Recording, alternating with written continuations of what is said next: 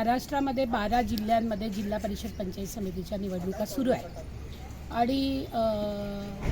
आदरणीय शरद पवार साहेबांच्या नेतृत्वामध्ये असणारी राष्ट्रवादी काँग्रेस पार्टी, शरद पवार गट आणि राष्ट्रवादी काँग्रेस पार्टी अजितदादांच्या नेतृत्वामध्ये जे आहे ते दोघंही एकत्र येऊन ह्या 12 जिल्हा परिषदांमध्ये काही ठिकाणी एकत्र लढत आहेत। ही एक चांगली गोष्ट आहे। खरं म्हणजे स्थानिक स्वराज्य संस्था ह्या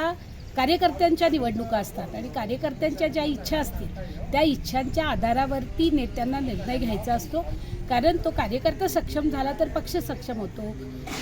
पक्षाचे जे ध्येय धोरणं आहेत त्याच्यासाठी विकासाचं जे काही पाऊल आहे पक्षाला उचलायचं असतं ते कार्यकर्त्यांच्या जोरावरती उचलायचं असतं आणि मग तो कार्यकर्ता सक्षम झाला पाहिजे। त्याच्या आग्रहावरून,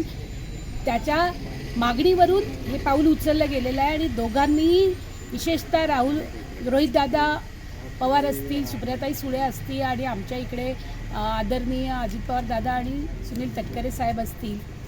यांनी जे पाऊल उचललेलं आहे हे आमच्या सगळ्यांसाठी स्वागतार्ह आहे। कारण शेवटी आदरणीय शरद पवार साहेब हे आमचं दैवत आहे सगळ्यांचंच आणि ते एकत्र येणे याच्या एवढी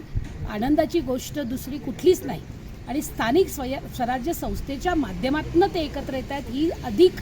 आम्हाला सगळ्यांना आशादायी गोष्ट आहे आणि त्याचाच परिपाक जळगावमधल्या सुद्धा जिल्हा परिषद निवडणुका जेव्हा केव्हा लागतील त्याच्यामध्ये आपल्याला दिसेल आणि तेव्हा आपण एक चांगला रिझल्ट या जिल्ह्यामध्ये देऊ शकू आणि पुन्हा एकदा राष्ट्रवादीचं राजवैभव